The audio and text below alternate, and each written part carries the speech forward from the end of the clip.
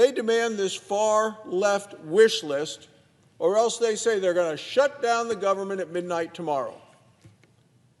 The biggest scam in this ransom note is these COVID-era Biden bonus payments. Democrats are demanding $400 billion to continue these subsidies forever.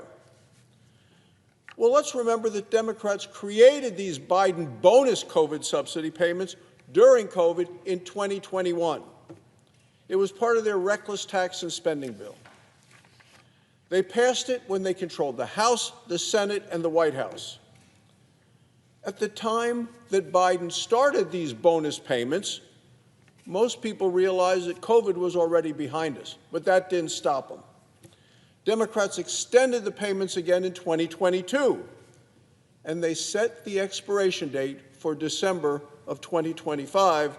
That's about 3 months from now. Democrats promised at that time when they put them into place that the Biden COVID bonus payments would be temporary. They weren't intended to last forever. Now, the Democrats in their ransom note to the Republicans and to President Trump is they want these temporary payments to go on forever. Mr. President, I have here the House report that came out on this 2021 reckless tax and spending bill. It's called American Rescue Plan 2021. This is a report of the Committee on the Budget, House of Representatives, to accompany H.R. 1319, February 24th, 2021. So I copied, instead of going through the whole 1,000-page document and bringing it here and throwing it on the floor, which is where it belongs, I copied page 215 and 216. What does it say about these bonus payments? They say right here, it applies, quote, during the public health emergency. The public health emergency is over. It says in the payments, when you turn to the next page, they would go temporarily. Temporarily. That's their words, not mine. Well, Mr. President, COVID is over. Joe Biden lost.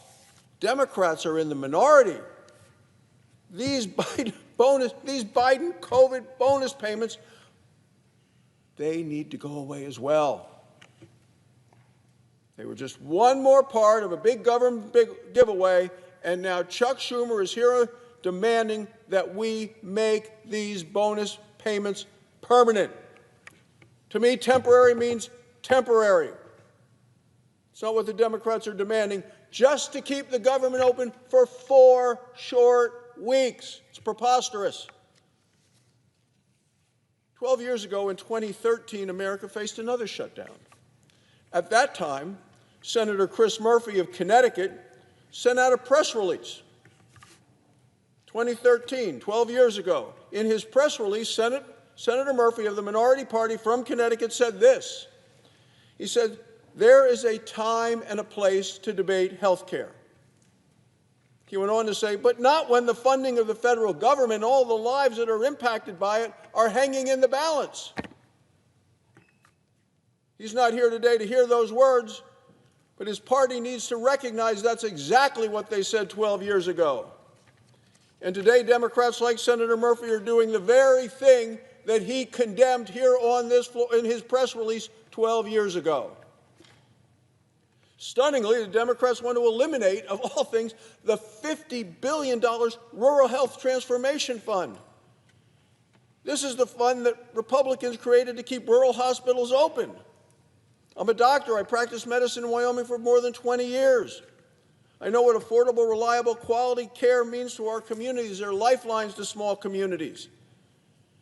And yet yesterday on Meet the Press, the minority leader, Chuck Schumer, said rural hospitals are closing, so he wants to put the noose around their neck. This makes it worse. He is threatening, as part of his demand, to eliminate the $50 billion set aside for rural hospitals in America. Mr. President, last week I was at home in Wyoming. I attended a ribbon cutting in Pinedale for a new hospital. This is the first hospital ever in Sublette County, Wyoming. The nearest hospital is 85 miles away. There's another one 100 miles away. Depending on in the winter which roads are open, people in that community had to either drive 85 or 100 miles seeking health care. This is going to help the communities in Pinedale. It's going to save lives. It matters to those people.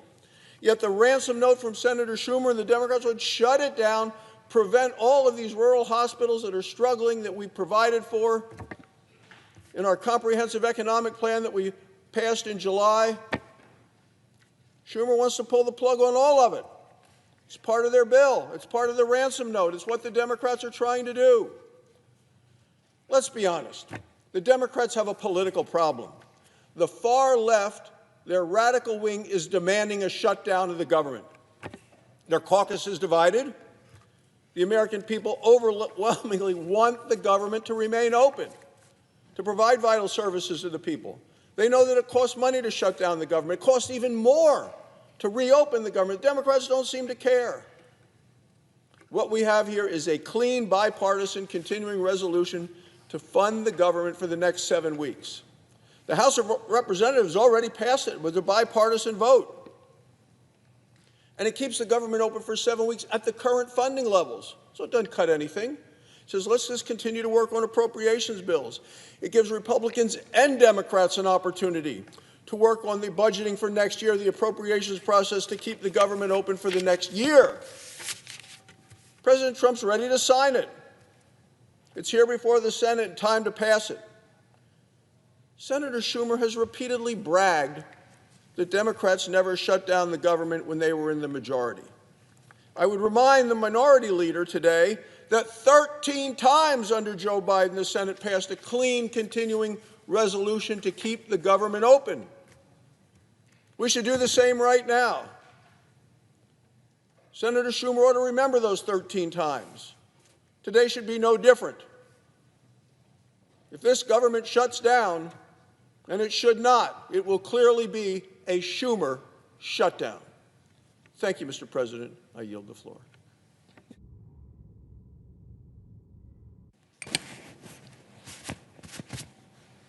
Mr. President. Democrat Whip. Mr. President, Senator from Wyoming is a friend of mine, really.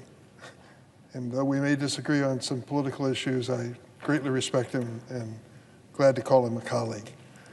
But we do disagree on this point that he just made, and it's a very important disagreement because it affects every family in America.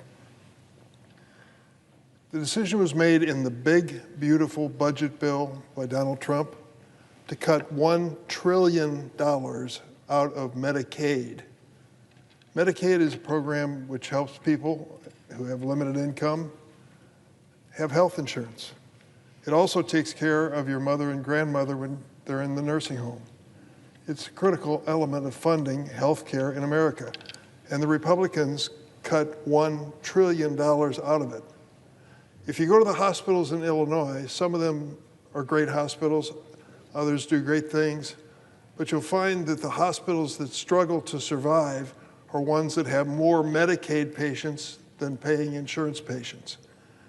It's tougher margin, and many of them worry about it. And the notion of cutting $1 trillion out of this program worries them. Don't take my word for it. Ask the Illinois Hospital Association, or even if there is one, I'm sure there is, Wyoming Hospital Association, what the impact of cutting $1 trillion out of Medicaid reimbursement is going to be. Not good, particularly in rural areas. Senator Barrasso made reference to his situation in Wyoming. In the state of Illinois, we have plenty of these rural hospitals, and if one closes, it means your pregnant wife who goes into labor now has to drive 70 miles instead of 20 for that delivery. I'd hate to have to go through that. And yet that's what's going to happen. And so the position we're taking is that that kind of cut in Medicaid is going to hurt hospitals and hurt people across America. Secondly, there is a tax credit available for people in middle-income categories to buy health insurance. It's part of the Affordable Care Act, which was the Barack Obama plan that extended more health insurance coverage to America than we ever had in our history. How important is health insurance to you? I had a personal experience as a law student at Georgetown. I decided that I couldn't wait, and I asked a young lady to marry me, and she did. In my second year in law school, we learned that God was sending us a little baby. And we were so happy about it, and she arrived with her share of difficulties. I had no health insurance, none. What do you do as a student with a wife and a baby, and the baby's sick, when you have no health insurance? Well, Children's Hospital here in Washington, D.C. brought us into the so-called charity ward, and we waited to see who would walk through the door with the name Dr. So-and-so to take care of my daughter. I never felt more inadequate in my life as a father and a husband and not having health insurance. We got through it, she got through it too, and lived a good life. But the point was, there were moments when I worried that I couldn't provide the basics for my baby because I didn't have health insurance. 15 million Americans will lose their health insurance because of this Republican budget that I just referred to, the big, beautiful budget. 15 million will lose health insurance. I wouldn't wish that on anybody. So when the Democrats say there are health care issues that are part of this debate on funding the government, that's what we're talking about. Keeping these hospitals open, critical hospitals in inner city as well in rural areas, making sure that people have their health insurance. And there's one third element I would add, I don't think we'll be able to negotiate it. Medical research. Ever hear of the National Institutes of Health? Well, sure you have. It's the best medical research agency of any government in the world. I went to the NIH about 12 years ago and met with Dr. Francis Collins, an amazing man who is head of the NIH. And I said to him, I really believe in what you do. Your research in cancer and heart disease and so many other things makes a difference. What can I do to help you? Well, he said, thank you for asking. There have been some people who've done remarkable things. I said, oh, I remember. There was a bipartisan coalition a few years back that doubled the budget in medical research for NIH. I said, I wish I could say I could do that again, but I don't think I can. What can I do? He said, give me and this agency 5% real growth each year in medical research, and we'll light up the scoreboard. We are so close finding cures and new drugs in so many areas that if you can give us consistent research, it'll make a difference. Came back to the Senate, sat down with my friends on both sides of the aisle. Roy Blunt, Republican senator from Missouri, was a leader in this effort. Lamar Alexander, Republican senator from Tennessee, another leader. Patty Murray, still serving as head of the Appropriations Committee and one of the best when it comes to medical research. We put our heads together, and over a span of 10 years, the budget for NIH medical research went from $30 billion to $48 billion. We got the 5% coming every single year. It was quite an achievement. 60% increase in that budget. Things were happening, good news, good developments when it came to cures and treatments. I was so proud of that effort and glad that it was bipartisan from the start. So what did the Trump budget suggest we do with medical research? Cut it back from $48 billion to $30, where we started 10 years ago. You know what happens when you cut back on research that basic? You know what happens, and I do too. When that terrible diagnosis happens at the doctor's office, it breaks your heart, and you finally stop crying and you say to the doctor, is there anything you can do? Is there a surgery, a medicine, anything you can do for someone I love very much? They say, well, there's a clinical trial. There's medical research underway, and it's a long shot, but you got a chance. It's hope. Medical research is hope. And it's one of the areas where I think Donald Trump's cuts are the most heartless cuts of all. Democrats care about this. I do. I'm willing to fight over it. I'm not willing to say, well, we'll just go on business as usual. Let's accept this. Let's cut back $1 trillion out of Medicaid. Let's take 15 million Americans and take away their health insurance. Let's cut back $18 billion in medical research each year, and we'll say it's just a clean, continuing resolution bill. That's what we're fighting over. Is it important? For me, it's one of the most important things we can do in terms of helping families across America. And let me tell you something that's going on. You should know about it. You will soon if you're covered by it.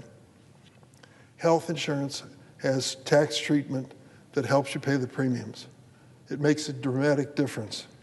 And now, in a matter of days, health insurance companies are going to announce what the new premiums are going to be because of the budget bill, the big, beautiful budget bill of President Trump.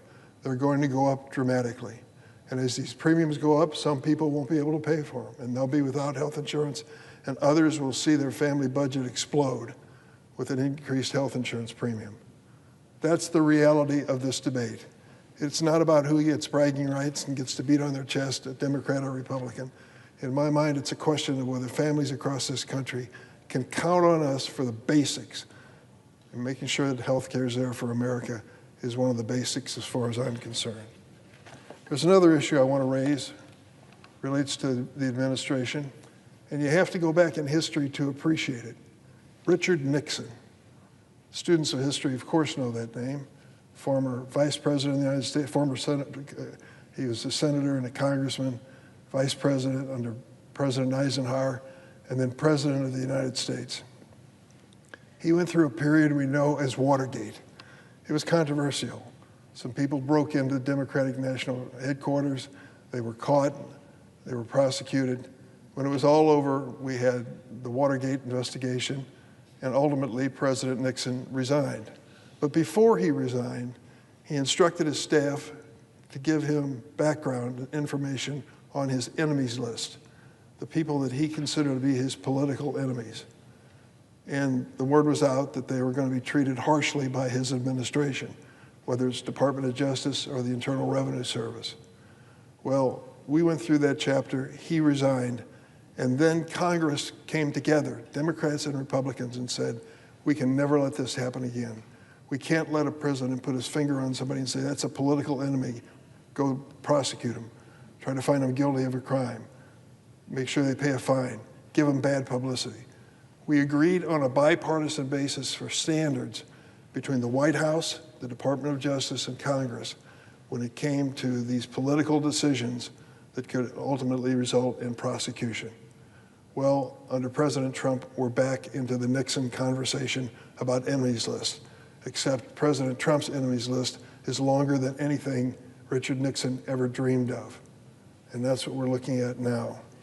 On September 20th, the acting U.S. Attorney for the Eastern District of Virginia, Eric Seibert, announced his resignation. Acting U.S. Attorney, appointed by Trump, resigned. Mr. Seibert resisted President Trump's demands to bring charges without sufficient evidence against New York Attorney General Letitia James and former FBI Director James Comey. Mr. Seibert, a Republican appointed by Donald Trump just a few weeks ago, stayed true to his oath to the Constitution and his commitment to follow the facts and the law. And for that, he was forced to resign his office.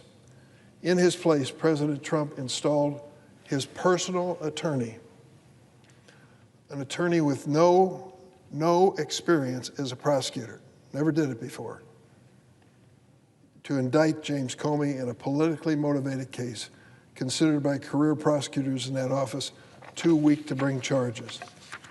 This indictment represents the latest step in President Trump's long crusade to weaponize the federal government against his perceived political enemies, a return to the days of Richard Nixon.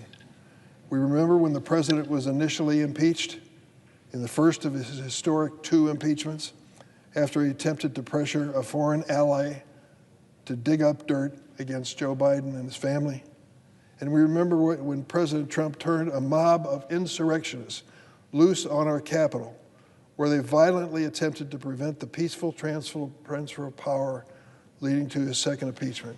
I will never forget that day as long as I live, January 6th. It has been my honor to serve in this chamber 29 years. I've seen a lot. I'm honored to represent a great state like Illinois, but I will never forget that moment when we were sitting here counting the Electoral College votes as to what the American people had decided on the next president, Vice President Pence was presiding. We were seated in our chairs. I noticed something unusual. Those two doors opened, and 4 or 5 people walked in up to the vice president and literally yanked him out of his chair and took him out the door. We knew there was a political demonstration outside, but all of a sudden it turned bad and scary and dangerous. The Capitol Police came in and announced to us seated in this chamber, stay in your desks. We're going to make this a safe chamber in the Capitol. Don't worry about those people demonstrating outside. They're not going to get close to the chamber. Just stay where you are. We looked at one another and thought, what's next? Well, what was next was 10 minutes later, the same policeman came in and said, leave immediately. Don't take anything with you, just get out of the chamber. It's too dangerous for you to stay here. And we all, Democrats and Republicans, filed out those doors. You know what happened next. The insurrectionists took over this building. It was one of the most embarrassing moments in the history of the United States Capitol building. Imagine, if you will, for a moment, if you heard the news that the House of Commons in Parliament had its door broken down and people raided the chamber. You'd say to yourself, what is going on in England, for goodness sakes? The House of Commons taken over by people in the street? That is exactly what happened here. And it happened on January 6th. And so this president, embarrassed by that moment, maybe, who knows if he's ever embarrassed, decided he would go after the people who prosecuted the insurrectionists, the people who were prosecuted for crimes like beating up policemen. You all came here today and we welcome you to this chamber. The reason you're safe in this building today is a lot of women and men in uniform who are guarding you and me and all of our staff so that we can do the people's business. Those people were under attack by the January 6th insurrectionists. These were not curious tourists who came in here. They ended up beating on these police, and 140 of them were seriously injured. If you believe it, in this second administration, the president has gone further than Richard Nixon and what he's done before. His political appointees have fired FBI agents and federal prosecutors who were called on to prosecute the insurrectionists. He has installed loyalists whose chief qualification is their loyalty to him, not their loyalty to the law or the Constitution.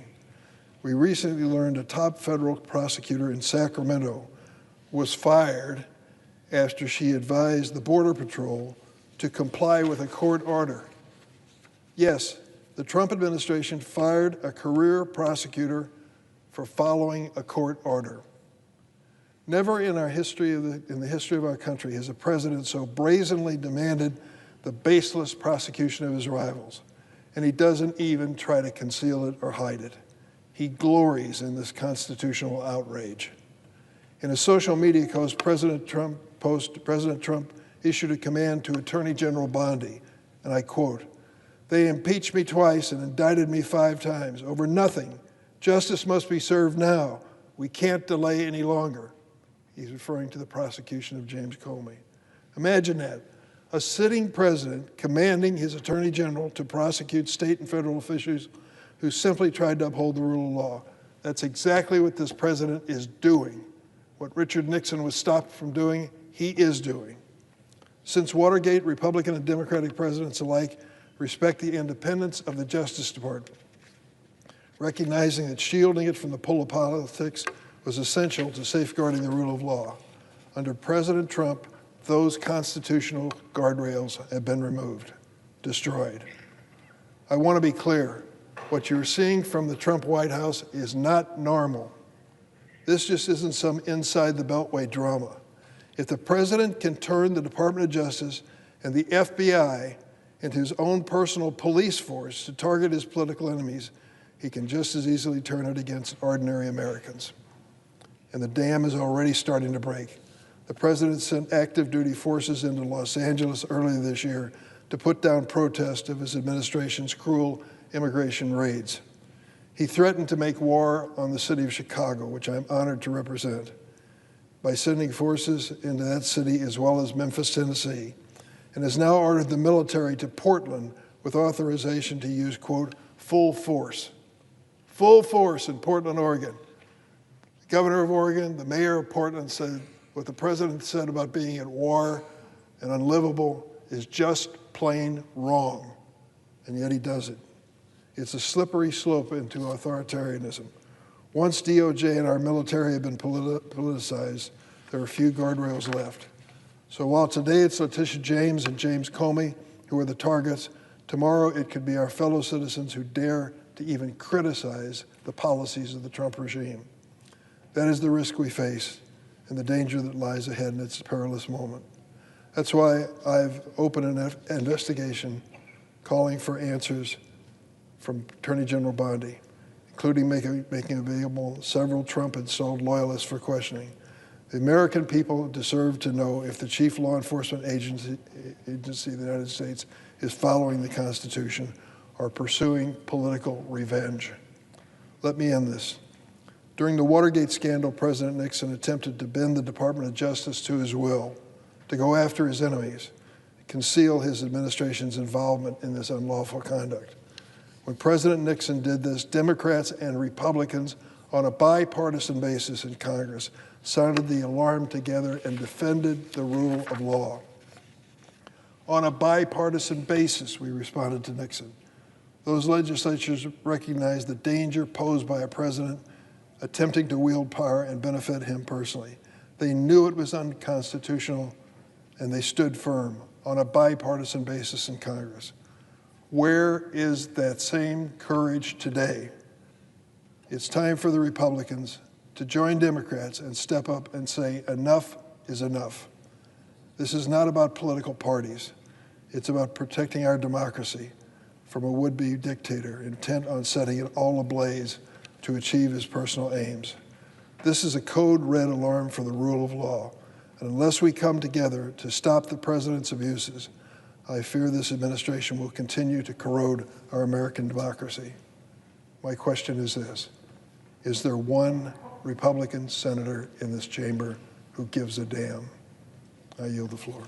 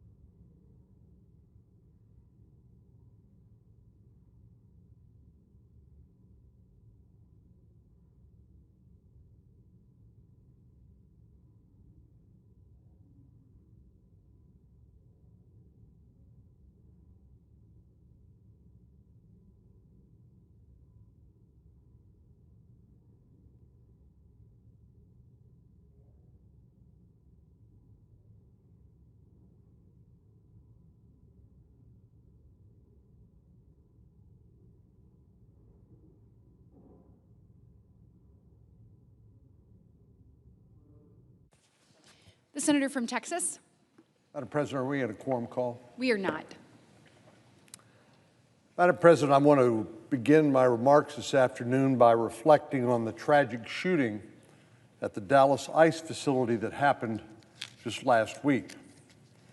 One detainee was killed and 2 others were injured by a 29-year-old shooter who was later found dead on the scene from a self-inflicted gunshot wound. This is not the first attack of its kind against the immigration enforcement officials in Texas. In fact, this is a 4th in as many months. 4 attacks against law enforcement officials in the last 4 months. On July the 4th in Alvarado, Texas, assailants opened fire outside an ICE detention facility, wounding an Alvarado Police Department officer in the neck. 10 people were subsequently arrested and charged with attempted murder, while 6 other subjects have been charged with related offenses. 3 days later, July 7th, a man shot at a Border Patrol employee in McAllen as he tried to park his car. He then fired at the Border Patrol annex, attempting to break in before finally being killed in a firefight with Border Patrol agents. In addition to these attacks on law enforcement, we know our country is still reeling from the horrific murder of Charlie Kirk, whose life was taken from him simply for expressing his views and engaging in political dialogue on college campuses. We're beginning to see in our country a level of political violence that is not and should not ever be considered normal. But this is a warning signal about the direction we are heading in as a nation, and it's one we cannot afford to ignore. Many of us are asking ourselves, how did we get here? Well, the answer, it seems, or at least part of the answer, is simple and straightforward. It begins with the demonizing of free speech and the vilification of those who are doing nothing more and nothing less than their duty, which is to enforce the laws on the books. Frequently, these are laws that are passed by Congress on a bipartisan basis and signed into law by the president. And these law enforcement officials are simply enforcing the laws that we have written. The radical base of the Democratic Party seems to be at war with the men and women who actually enforce our laws. And with the same breath, they seem to, from time to time, celebrate mob violence. We all remember the so-called peaceful protests of 2020 that resulted in massive economic losses and harms to businesses. Not to mention that many law enforcement officers were injured or even died as a result of mob violence. And embarrassingly, it was a Texas member of the House of Representatives, Congresswoman Jasmine Crockett, who recently said on national television, she said, quote, "When I see ICE, I see slave patrols," close quote. Not to be outdone, Congresswoman Alexandria Ocasio-Cortez described ICE as, quote, "a rogue agency that should not exist." And then there's the former member of Congress, Colin Allred, who called ICE, quote, "un-American and harmful to public safety." These attacks against the men and women who enforce our laws are simply unconscionable, and they've undeniably contributed to getting us in the dangerous place we find ourselves in today. If these individuals and other Democrats truly cared about public safety, they would stand with the Republicans. We would stand united as Americans in supporting our men and women in blue and green, and they would denounce the unprecedented rise in attacks against these law enforcement officers immediately. But instead, Democrats seem to endorse a complete inversion of how a just and ordered society functions. Unfortunately, this is going to require some of our Democratic colleagues to swim against the tide of opinion among their radical base and show some leadership. But they have to decide as a party to move away from the dangerous and radical demands of their left-wing base. Unfortunately, the Democratic leader in this chamber, the senator from New York, is showing anything but that kind of leadership right now.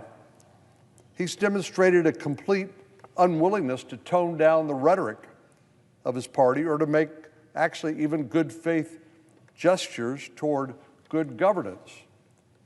In fact, this very week, he's demonstrating just how far he's willing to go to undermine basic governance in order to appease his radical base. He'd rather shut down the government than work across the aisle for the benefit of the American people. Senate Democrats have so far refused to even vote on a simple stopgap measure that will give us a little more time, about 9 weeks, to negotiate full-year government funding. If they do not relent in this partisan posturing, the result will be forever known as the Schumer shutdown. Now, you don't have to take it from me on what a government shutdown would mean for the American people. All we have to do is to read back to them the very words that the Senate Democrats have said in the past. In September of last year,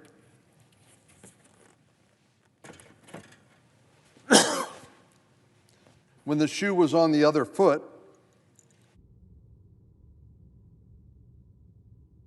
Senator Schumer said, and I quote, "If the government shuts down, it will be average Americans who suffer the most."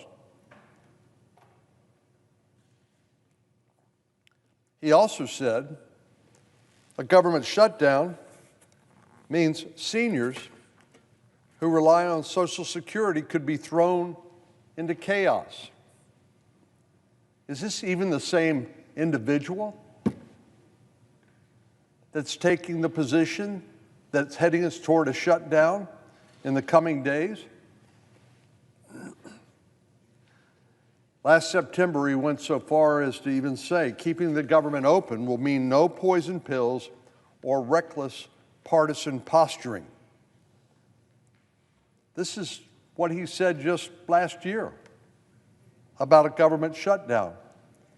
Where is that man today?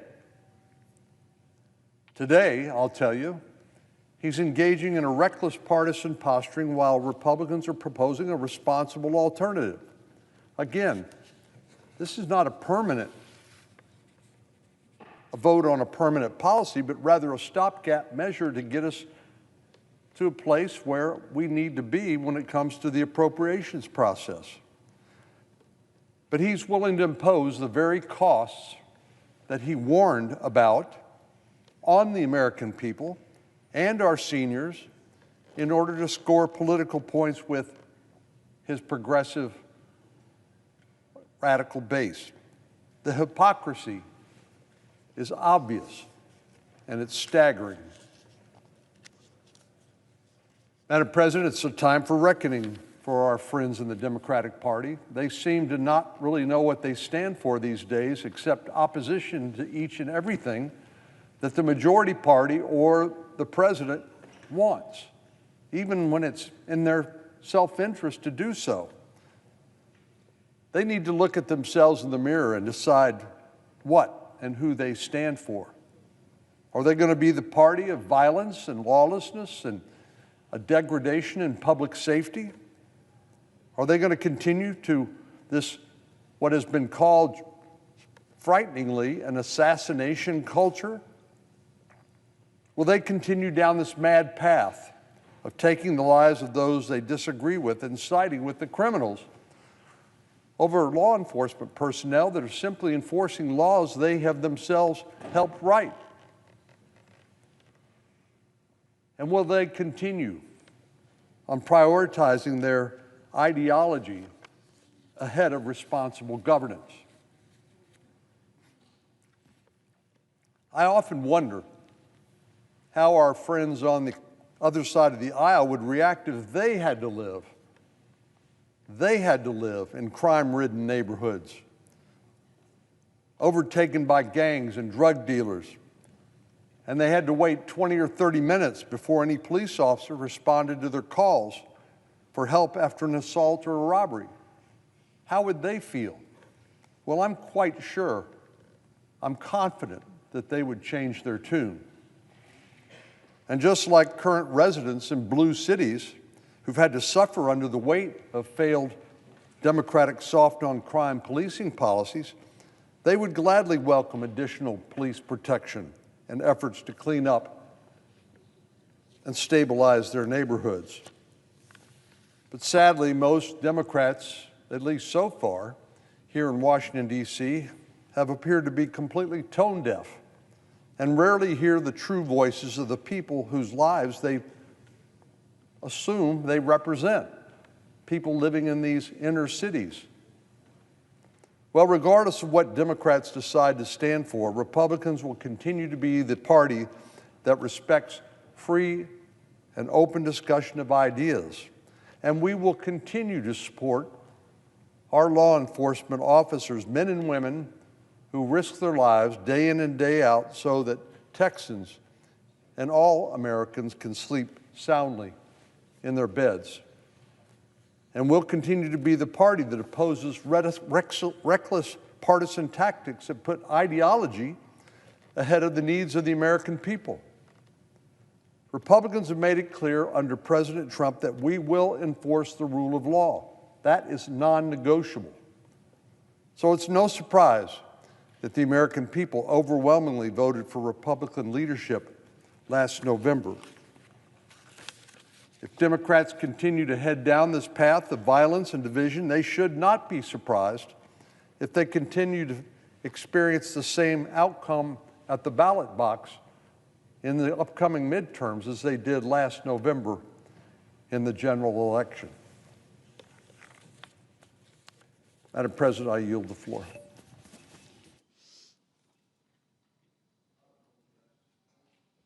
The clerk will call the roll.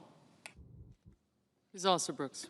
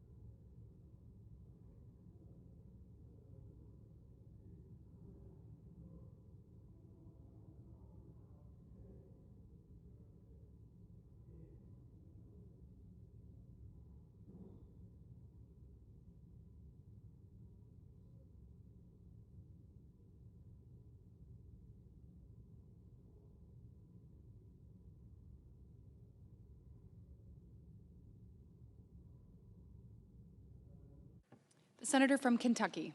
I'd like to ask unanimous consent that we vitiate the quorum call. Without objection.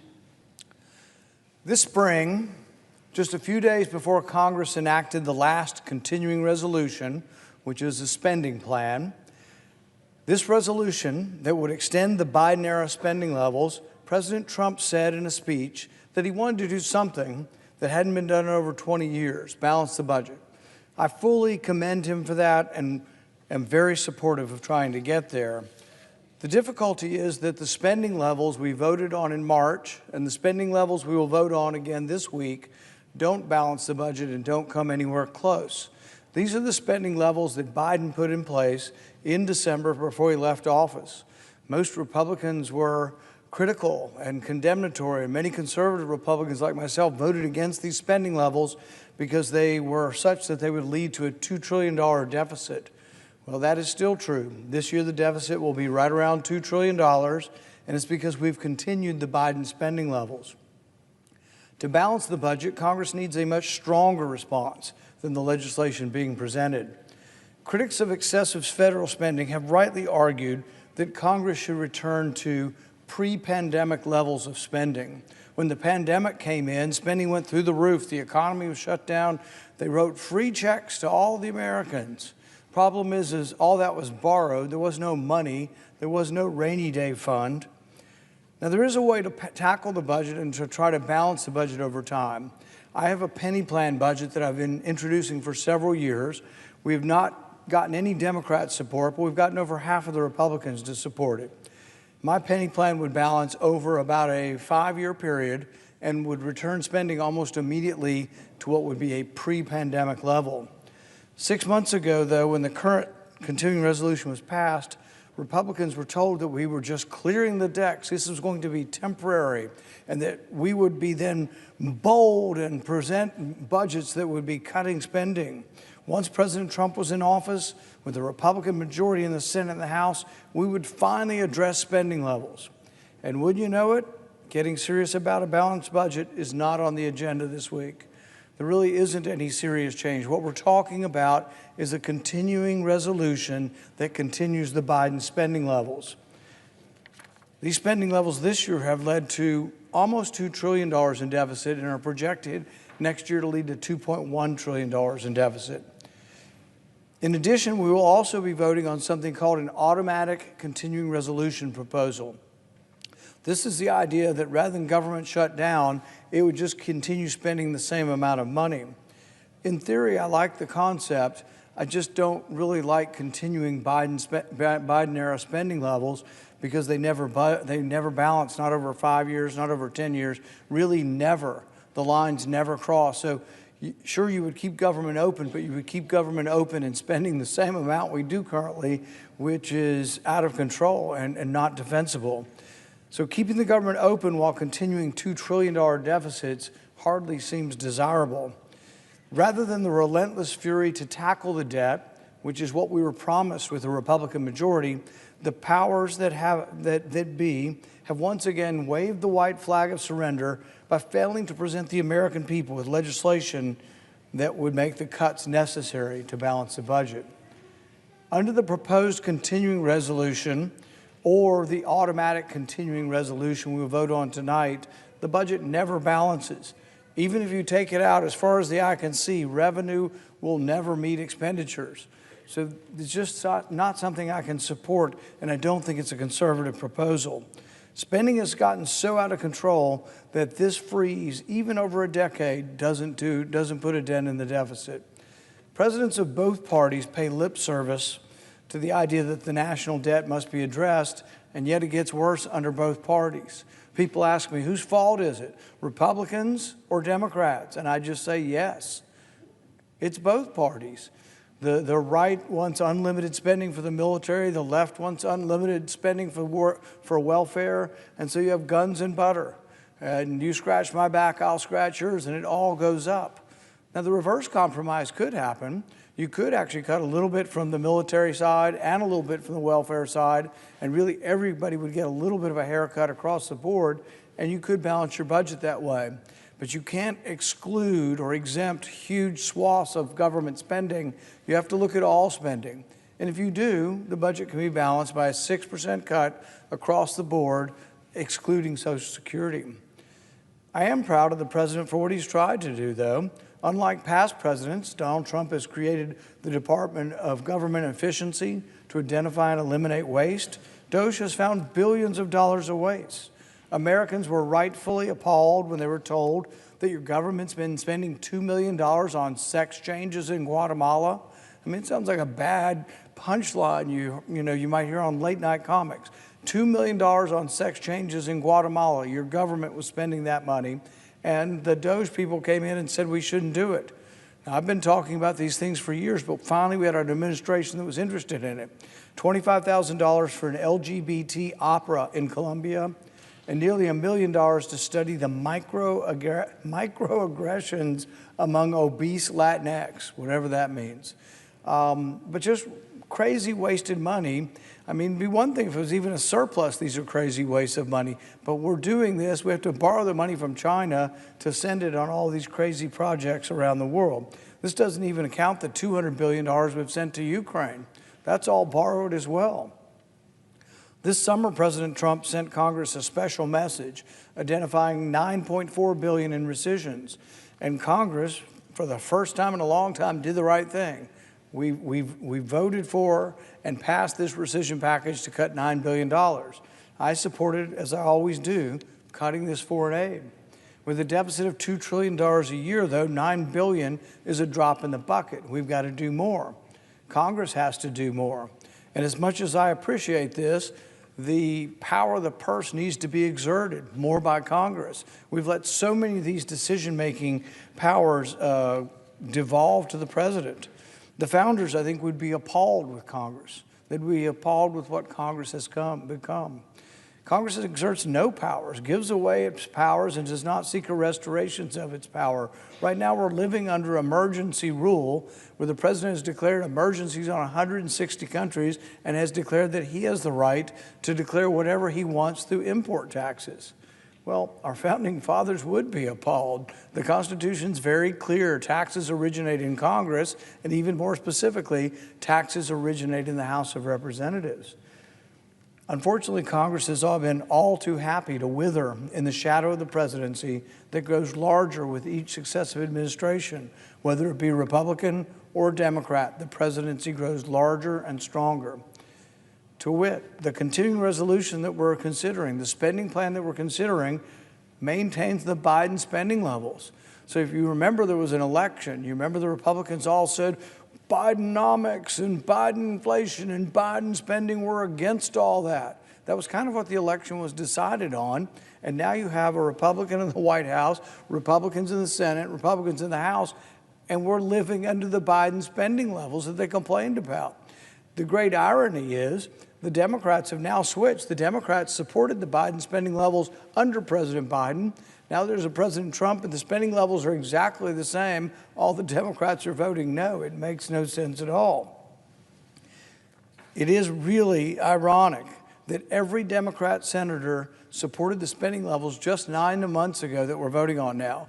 So when they say continuing resolution, we're continuing the same spending levels that we started with in December of last year, and every Democrat voted for them.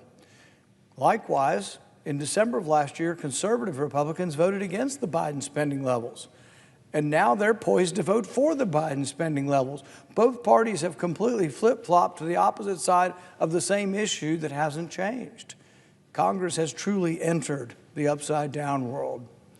To add insult to irony, the CR before us adds the foreign aid dollars we canceled 2 months ago back into the baseline spending. So we finally, for the first time, and as long as I can remember, had a vote to get rid of this crazy foreign aid, this foreign welfare. We did the right thing. We got rid of $9 billion. There's still another 40-some-odd billion in the budget. We got rid of $9 billion. By voting on this continuing resolution today, they're sticking the foreign aid back in. The foreign aid will be back part of the baseline again, and we got to go through the whole thing again. It's almost as if DOGE never existed, as if DOGE never found all of this stuff, criticized it, shamed Congress into doing the right thing, and we cut the foreign aid. It's going back in. So we're going to do a CR that doesn't lessen the foreign aid spending. It's going to have the same level of foreign aid spending that we had last year.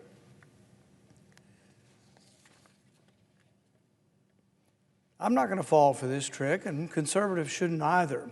As Jefferson tells us, our job is to be eternally vigilant. What the country needs is a bipartisan effort in Congress to reclaim the power of the purse and to do what is necessary to eliminate duplicative spending, wasteful spending, and spend only what we can afford. We have some programs here that were begun 40 years ago, authorized, and people said, we're going to solve the problem of homelessness 40 years ago. The programs haven't been reauthorized, and we just continue living on. And then every year or so, someone will go, wow, we have a homeless problem. Why don't we get another government program to build homes? They did this in California recently. They spent $27 billion over a several-year period. You know what the average unit cost for the affordable housing was? $1 million a unit. That's the history of government, the incompetence of government, that they're going to build houses for poor people, and it turned out costing them $1 million a unit to build houses for poor people. Just 2 weeks ago, a majority of the Republican caucus actually did vote for my 6-penny plan. The penny plan, as I've said, is to cut spending across the board. It's how we would actually finally balance a budget, is this compromise that everything needs a little bit of a haircut. Unfortunately, we've gotten no Democrat support for it, but we also have gotten about a third. We got a little over half the caucus, but probably a little over a third, 40% of the caucus is still believing that we should just keep spending levels as they are or continue to increase spending. So we're not quite there yet. There's not quite enough fear of where we are. But $37 trillion in debt is not something to be sneezed at. You know, we're adding at $2 trillion a year. The interest alone is about $1 trillion. Some people have made the argument that a country can no longer remain strong when its interest payment on its debt exceeds its actual spending to defend itself, the military spending. So I think we're really at a tipping point. Everybody comes to us for money. Everybody's got their hand out. Everybody wants more out of us. You know, from Israel to Israel's neighbors, everybody's got their hand out. Everybody wants more money from us. And I think it makes no sense for us to be borrowing it from China to give it to other countries, no matter how good the request is. So the plans that have been presented before us, we had 2 plans presented, a Republican plan and a Democrat plan. Which one adds debt? Yes, both of them. The Republican plan will add $2 trillion in debt next year if we continue spending at the same level. The Democrat plan said we want another trillion on top of that, so it would be a $3 trillion deficit next year. So neither party is serious about this, but there is an alternative when we get enough Republicans, and that's the penny plan that I've been offering for several years. It balances it by gradually reducing spending just a little bit each year. But by supporting yet another continuing resolution at the current spending levels, Republicans are essentially signing off on the fiscal policies of the Biden administration. Policies Republicans once rightly opposed. Just a short time ago, virtually every Republican was saying the Biden spending levels were too high. But given that this continuing resolution will add another $2 trillion deficit next year, this plan, the Biden level, should be a non-starter. However, the legislation before us today is being presented as a solution to dysfunction, but in reality is just papering over the cracks. This measure is not a reversal of the status quo. It is the status quo. It does nothing to address our debt. It does nothing to divert our trajectory that is bankrupting this nation. This is not some theoretical debate. This is math. This is what will happen. This is what happened last year and is going to happen again, $2 trillion in additional debt. We bring in about $4.7 trillion, we send $6.7 trillion. We're spending $2 trillion more than comes in. This isn't like an emergency. This isn't even the excuse of the pandemic. This is routine business, routine status quo, $2 trillion in deficit every year. And if we stay on this path, if we keep spending like we did during the pandemic or under the Biden administration, we are guaranteeing a future of higher inflation and crippling debt for our children and grandchildren. We're running out of ways to fix this. We're running out of time. The CBO projects that within the next 10 years, that mandatory spending, this is all the welfare programs, and interest alone will exceed revenue. We're getting pretty close to that now, so think about that. We vote on a budget that's not mandatory spending. Military spending is considered to be discretionary, and then there's a bunch of discretionary welfare. Military is a little bit more than the welfare. That's the budget we vote on. But then you have mandatory spending, which is Social Security, Medicare, Medicaid, food stamps, and then interest on the debt. That essentially is equal to what comes in. The taxes that are coming in equal the mandatory spending. So when we actually do produce a budget, which isn't very often, the stuff we are spending is almost entirely borrowed.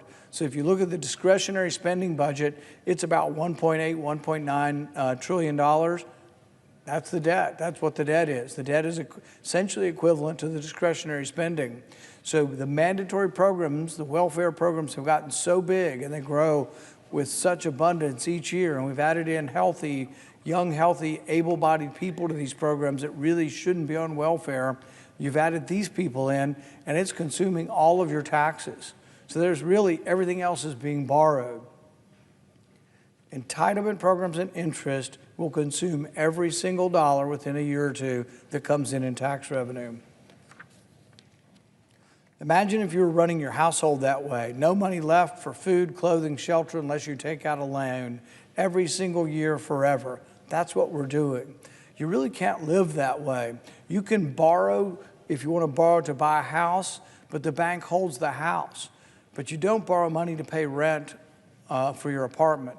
You don't borrow money to pay for your groceries. You have to actually earn that money and have enough for your daily living expenses. We're to the point where we're borrowing for the daily living expenses of government.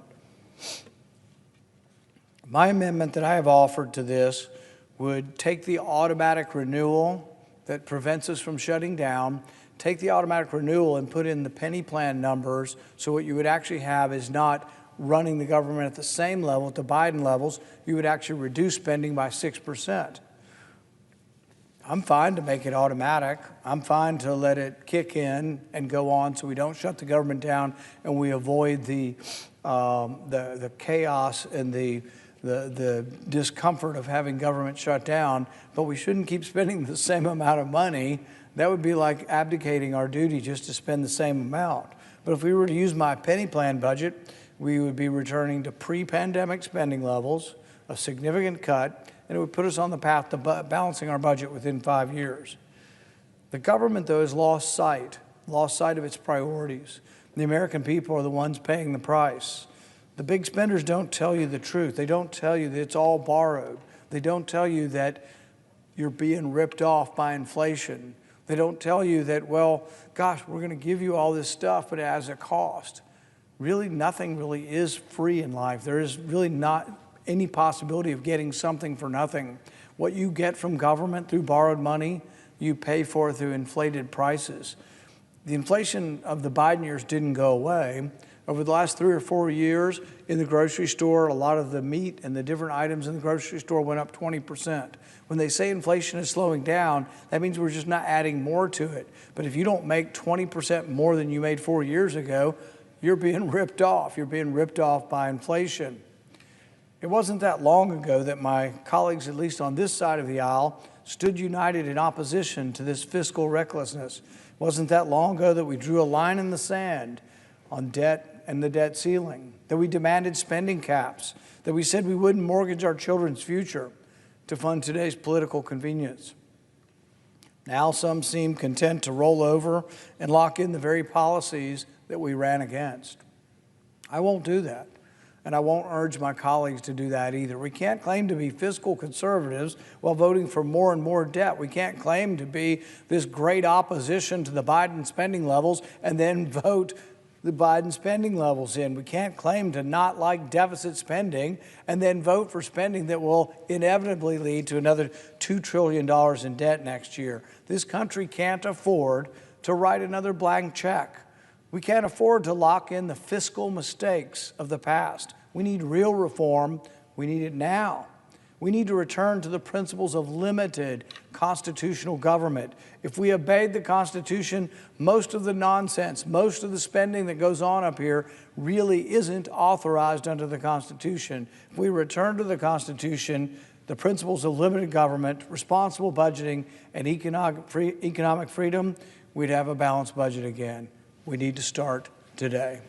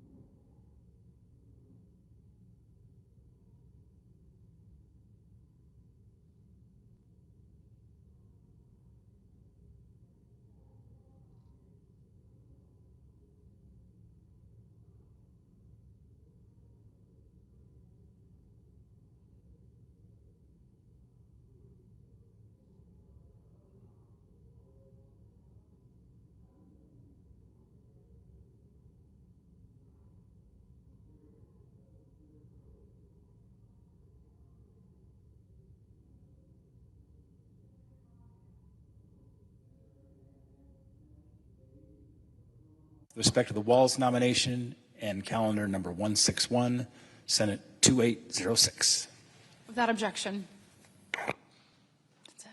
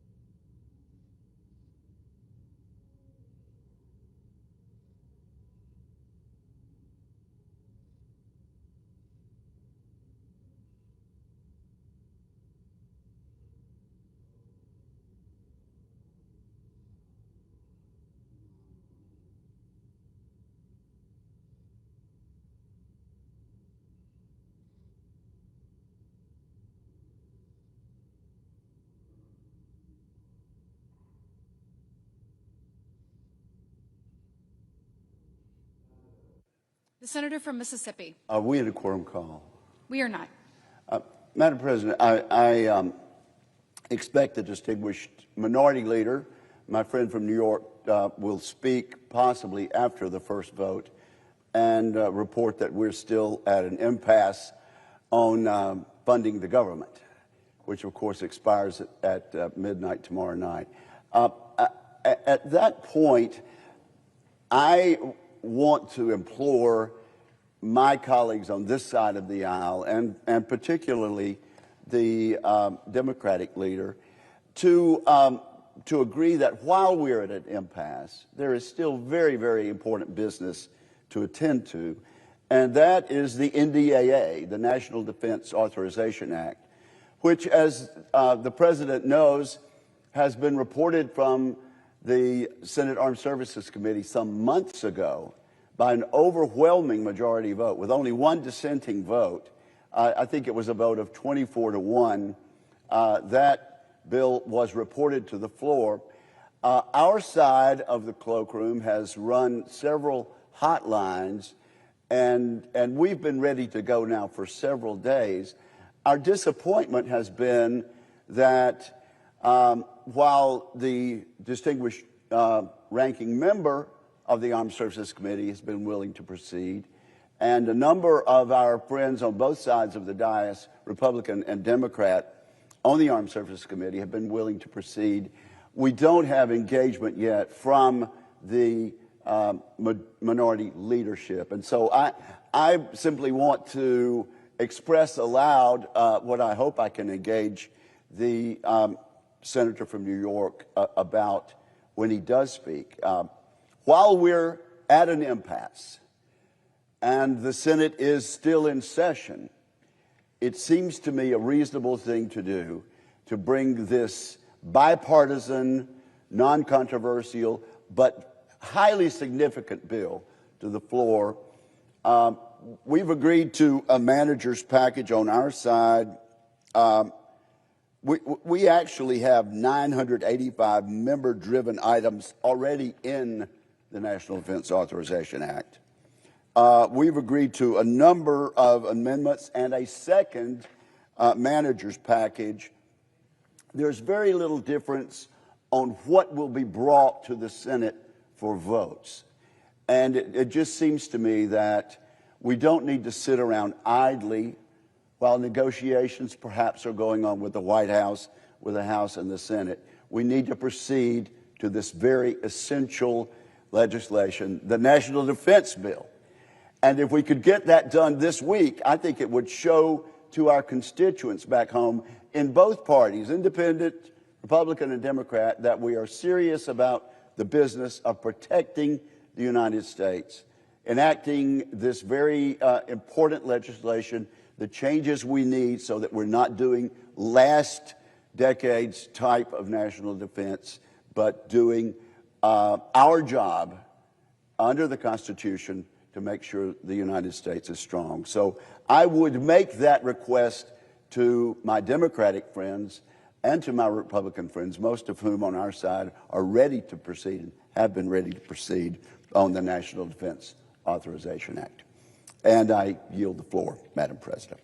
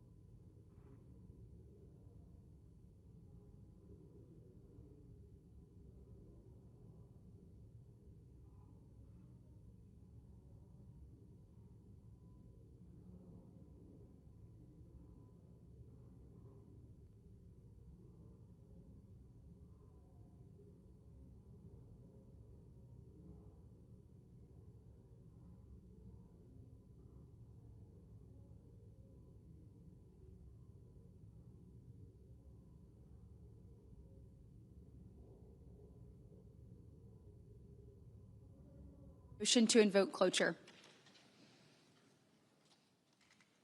Cloture motion. We, the undersigned senators, in accordance with the provisions of Rule 22 of the Standing Rules of the Senate, do hereby move to bring to a close debate on the nomination of Michael G. Waltz of Florida to be representative of the United States of America to the sessions of the General Assembly of the United Nations.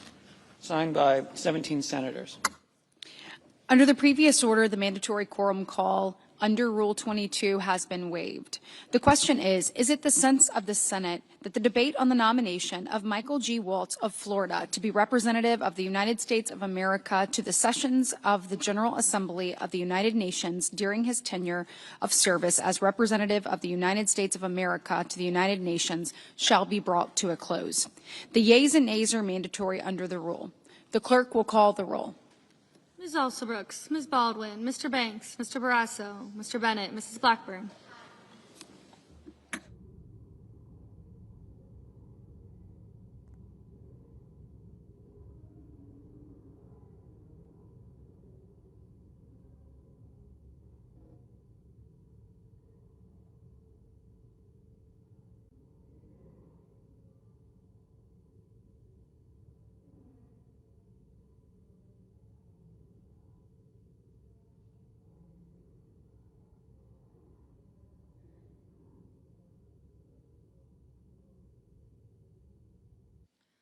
Mr. Blumenthal, Ms. Glenn Rochester, Mr. Booker, Mr. Bozeman, Mrs. Britt. Aye. Mr. Budd, Ms. Cantwell.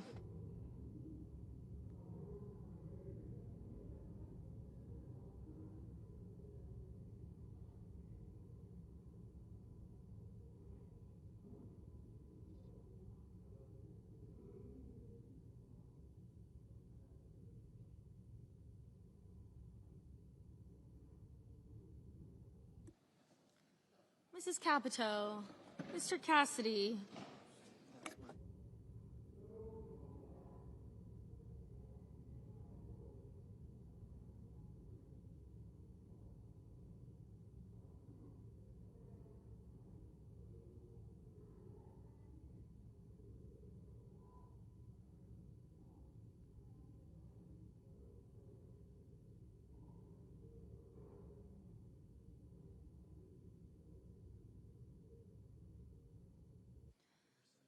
Mr. Cassidy, Ms. Collins, Mr. Coons, Mr. Cornyn, Ms. Cortez Masto, Mr. Cotton, Mr. Kramer, Mr. Crapo, Mr. Cruz, Mr. Curtis, Mr. Daines, Ms. Duckworth, Mr. Durbin, Ms. Ernst, Mr. Fetterman, Mrs. Fisher, Mr. Gallego, Mrs. Gillibrand.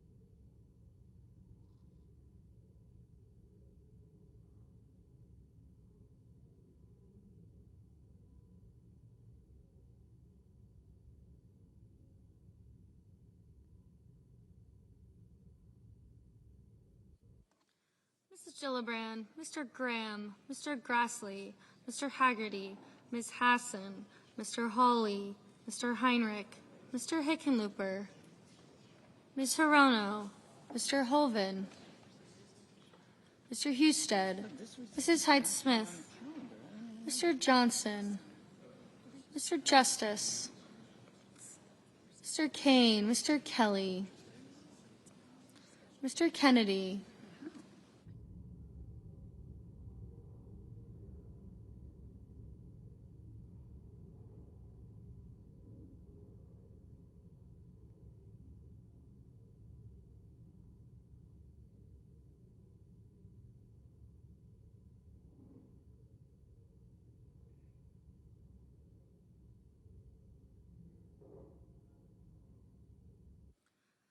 Mr. Kennedy, Mr. Kim, Mr. King, Ms. Klobuchar, Mr. Langford, Mr. Lee, Mr. Lujan, Ms. Lummis, Mr. Markey, Mr. Marshall, Mr. McConnell, Mr. McCormick, Mr. Merkley, Mrs. Moody, Mr. Moran, Mr. Marino, Mr. Mullen, Ms. Murkowski, Mr. Murphy, Mrs. Murray, Mr. Ossoff, Mr. Padilla, Mr. Paul, Mr. Peters, Mr. Reed, Mr. Ricketts, Mr. Risch, Ms. Rosen, Mr. Rounds, Mr. Sanders, Mr. Schatz, Mr. Schiff, Mr. Schmidt, Mr. Schumer, Mr. Scott of Florida, Mr. Scott of South Carolina, Mrs. Shaheen, Mr. Sheehy, Ms. Slotkin,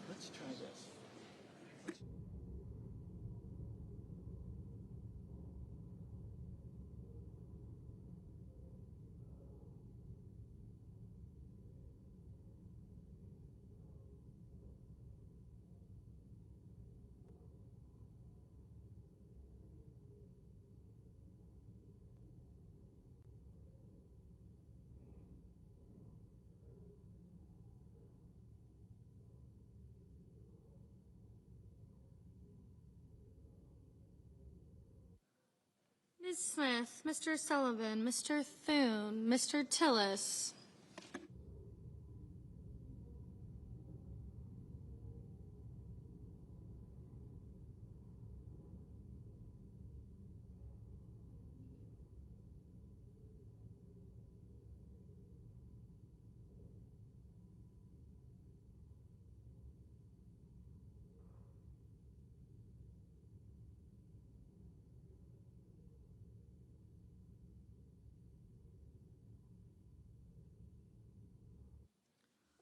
Mr. Tuberville, Mr. Van Hollen, Mr. Warner, Mr. Warnock, Ms. Warren, Mr. Welch, Mr. Whitehouse, Mr. Wicker, Mr. Wyden, Mr. Young.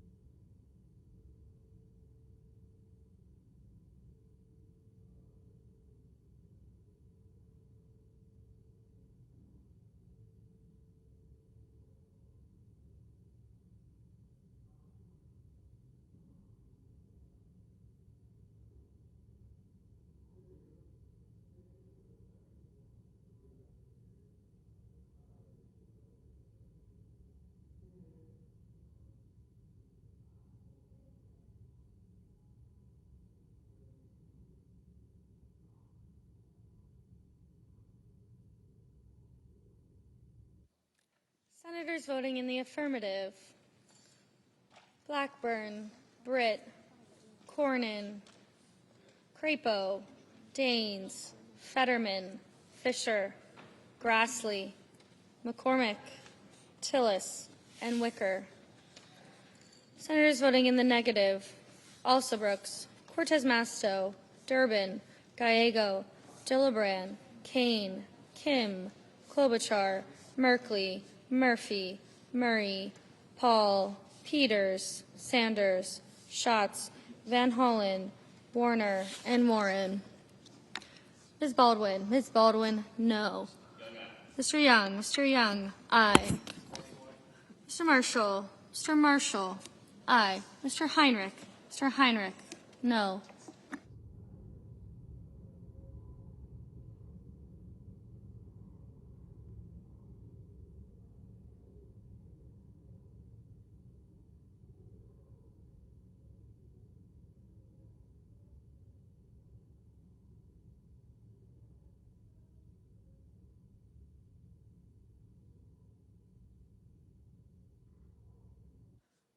Mr. Budd? Mr. Budd, aye.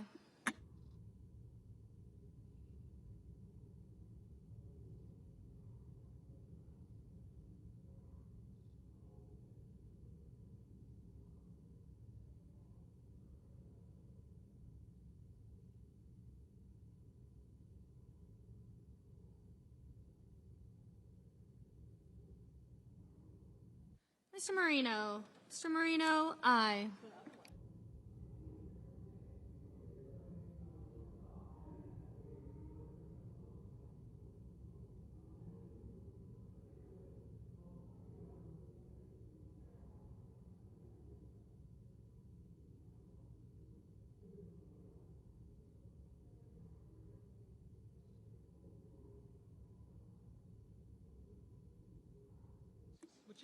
Mrs. Hyde-Smith? Mrs. Hyde-Smith, aye. Mr. Scott? Mr. Scott of Florida, aye. Mr. Lujan? Mr. Lujan? No.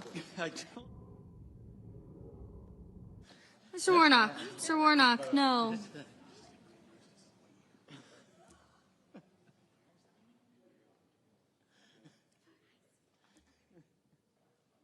Mr. Langford? Mr. Langford, aye. Mr. Bennett? Mr. Bennett, no. Mr. Ossoff? Mr. Ossoff, no.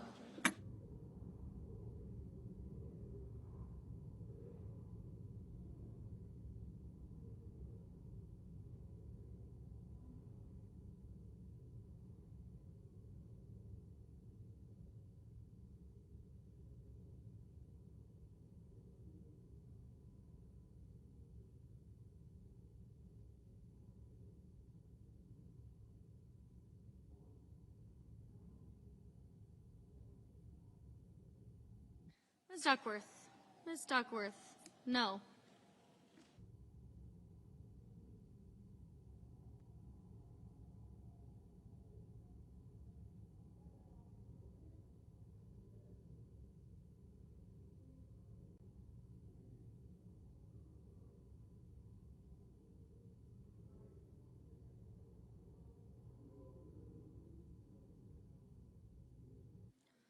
Mr. Booker? Mr. Booker, no. Mr. Scott? Scott of South Carolina, aye. Ms. Hassan? Ms. Hassan, no. Ms. Smith? Ms. Smith, no.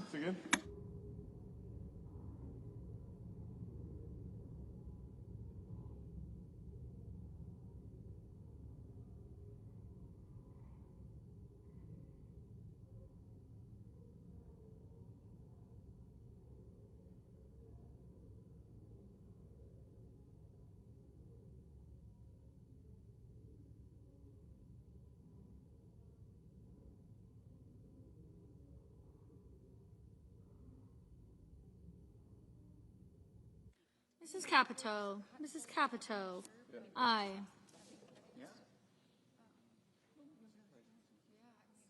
Mr. Sullivan? Mr. Sullivan, aye.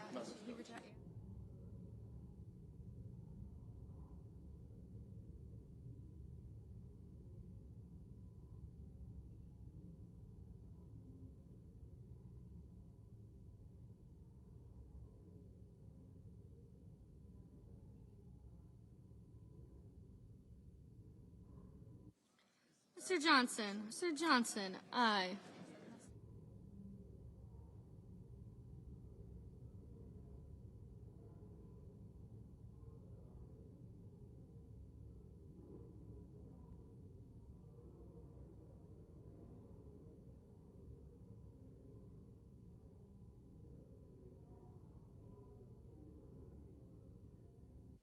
Ms. Cantwell? Ms. Cantwell, no. Mr. Reed? Mr. Reed, no. Mr. Barrasso. Mr. Barrasso. Aye.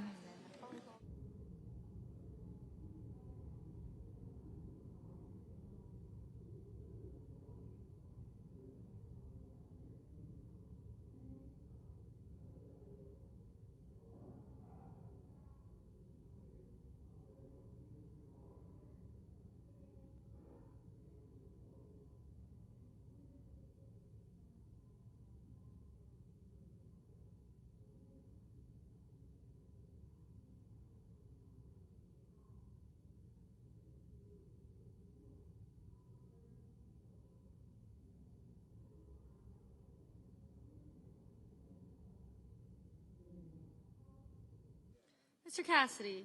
Mr. Cassidy. Aye. Mr. Justice. Mr. Justice. Aye.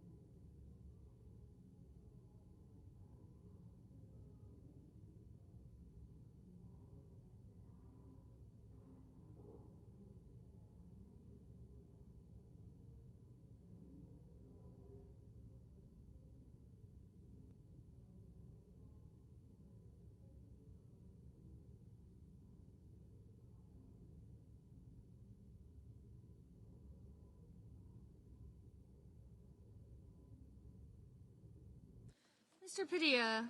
Mr. Padilla. No. Ms. Hirono. Ms. Hirono. No.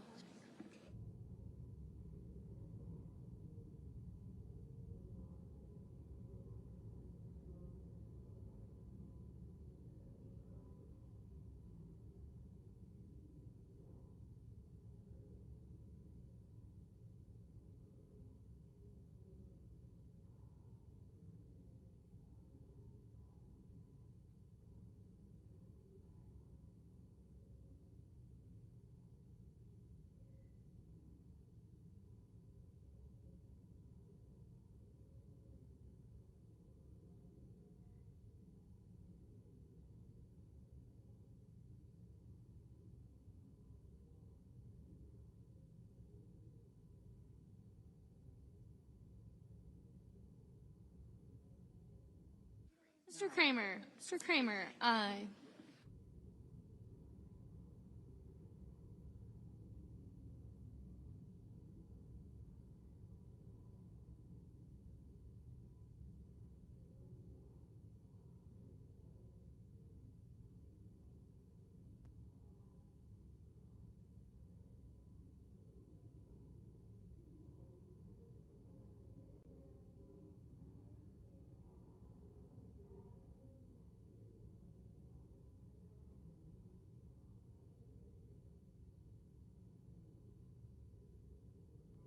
Mr. Wyden.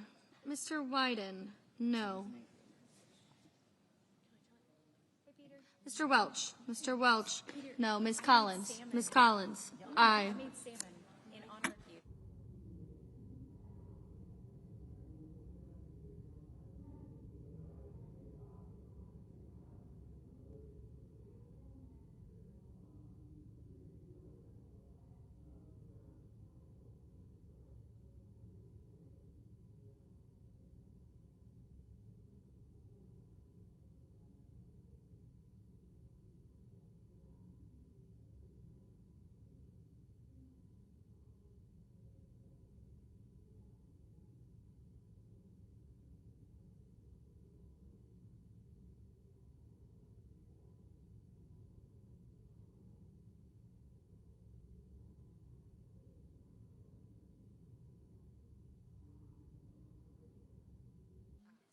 Mr. Kelly. Mr. Kelly. Aye.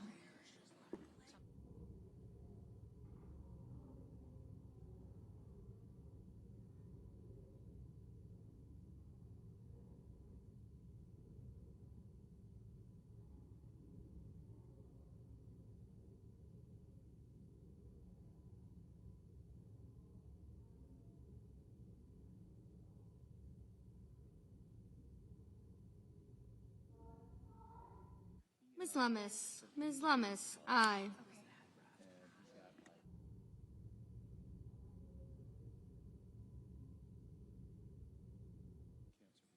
Mr. Kennedy. Mr. Kennedy, aye.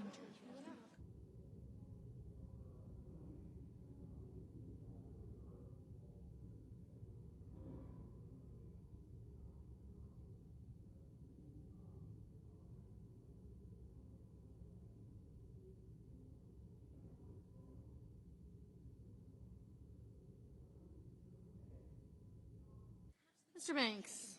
Mr. Banks, aye.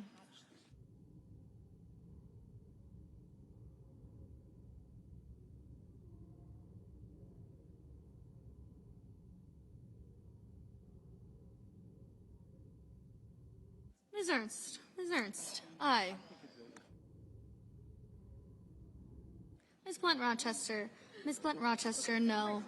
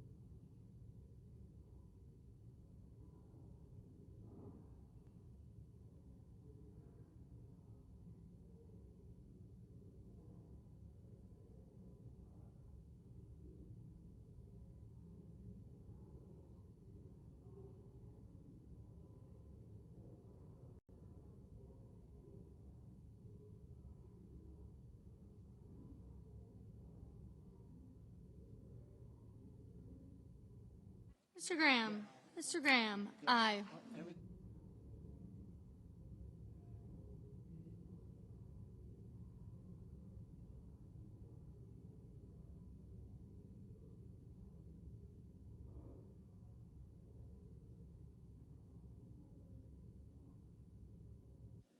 Mr. Bozeman. Mr. Bozeman, aye.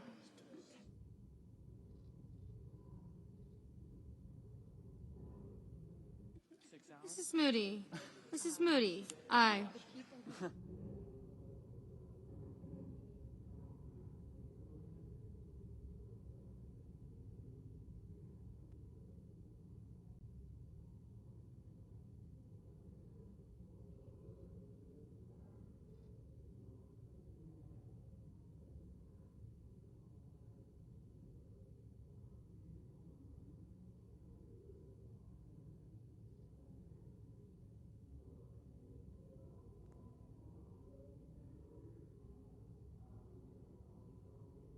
Mr. Markey. Mr. Markey, no.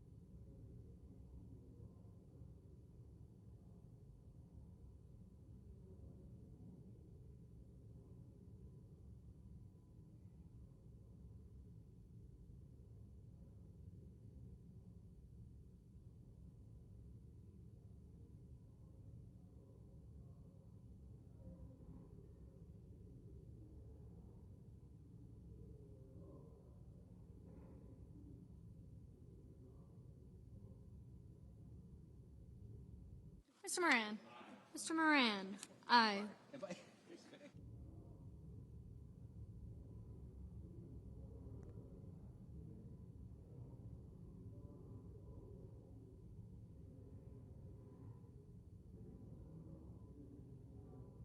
Ms. Rosen. Ms. Rosen. No.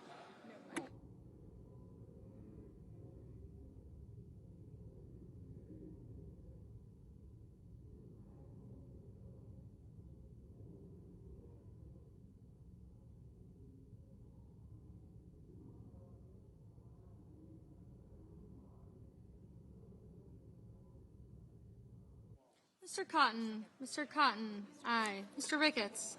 Mr. Ricketts. Aye.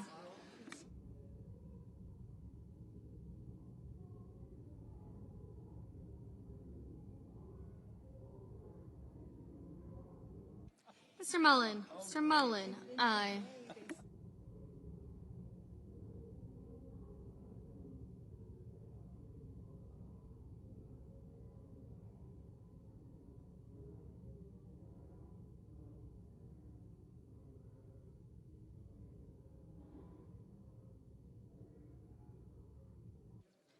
Mr. Rounds. Mr. Rounds. Aye.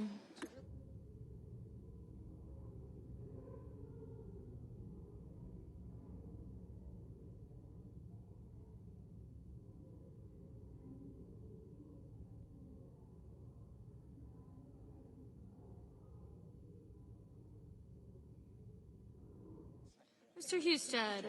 Mr. Husted. Aye. Mr. Schmidt. Mr. Schmidt. Aye. Mr. King. Mr. King. No. Mr. Hickenlooper. Mr. Hickenlooper. No. Mrs. Shaheen. Mrs. Shaheen. Aye.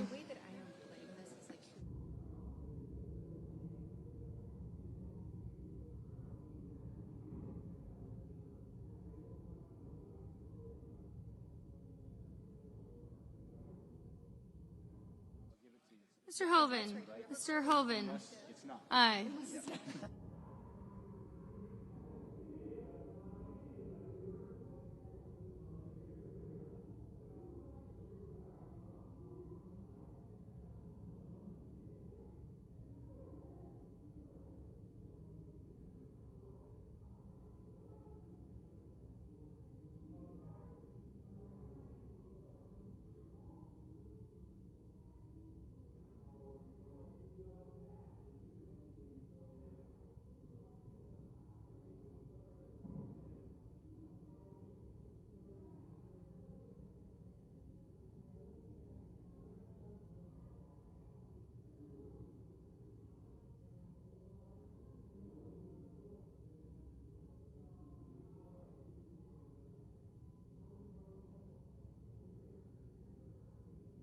Mr. Coons. Mr. Coons. No.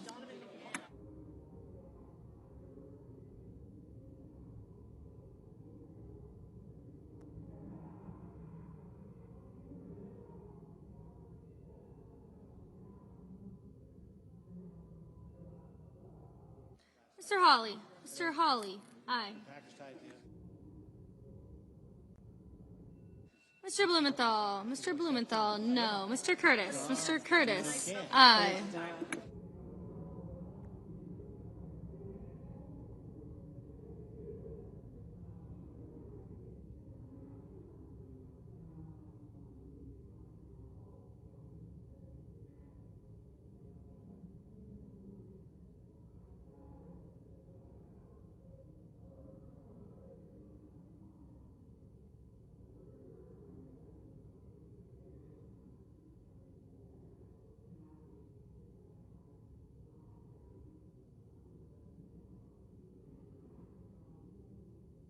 Mr. Schiff.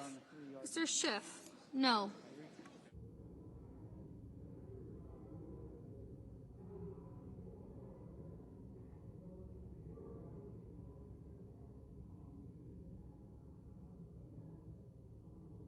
Mr. Haggerty. Mr. Haggerty. Aye.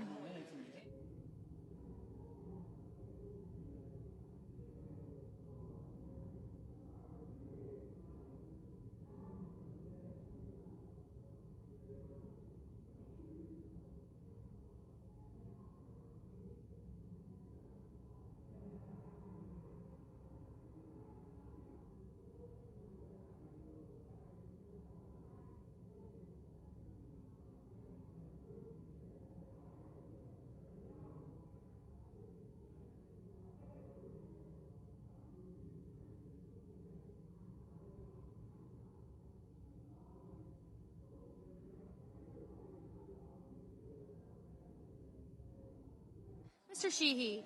Mr. Sheehy, aye.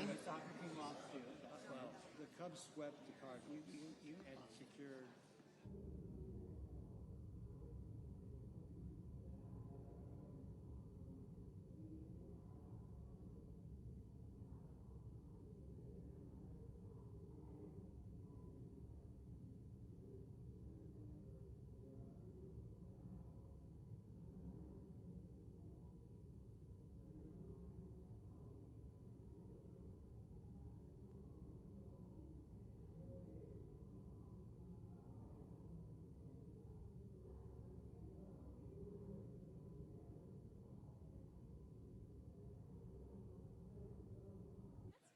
Mr.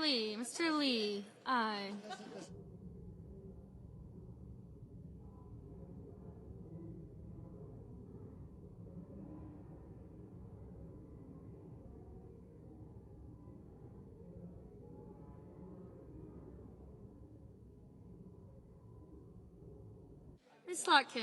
Miss Lotkin, no. Mr. Thune, aye.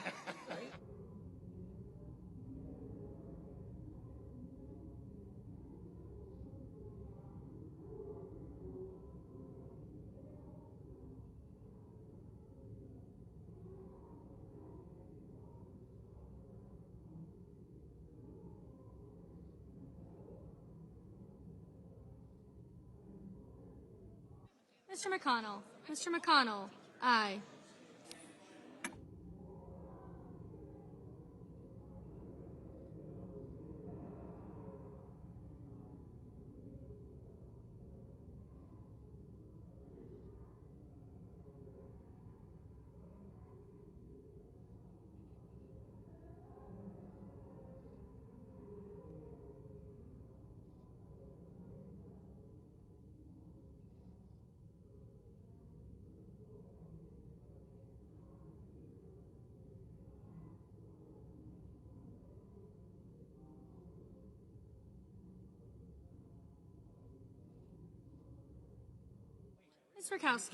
Ms. Murkowski, aye.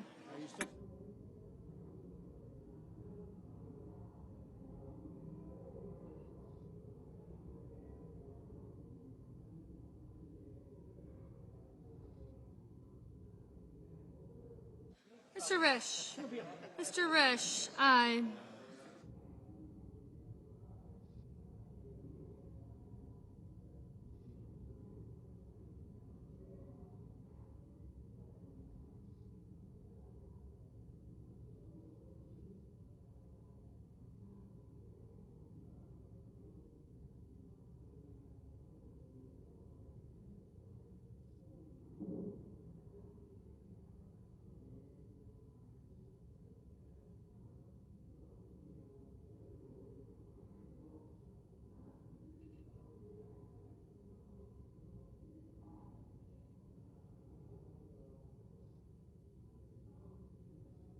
Mr. Whitehouse, no.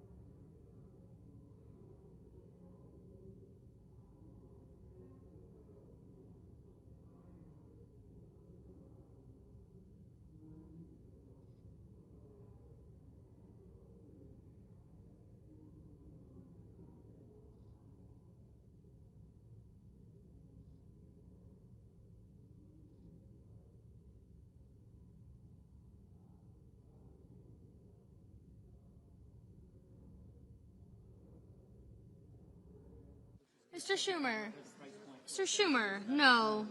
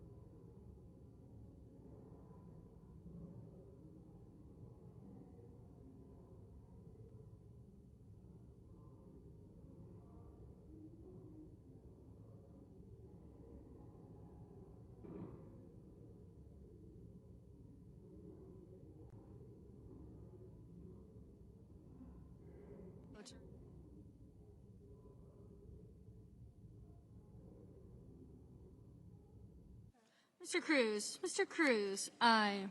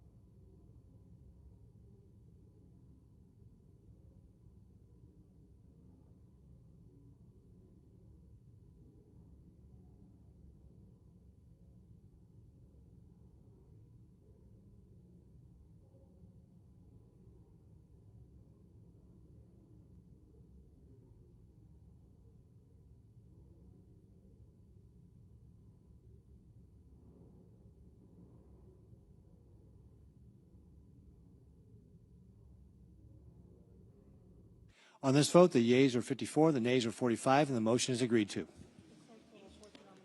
The clerk will report the nomination. Nomination, Department of State, Michael G. Waltz of Florida to be representative of the United States of America to the sessions of the General Assembly of the United Nations.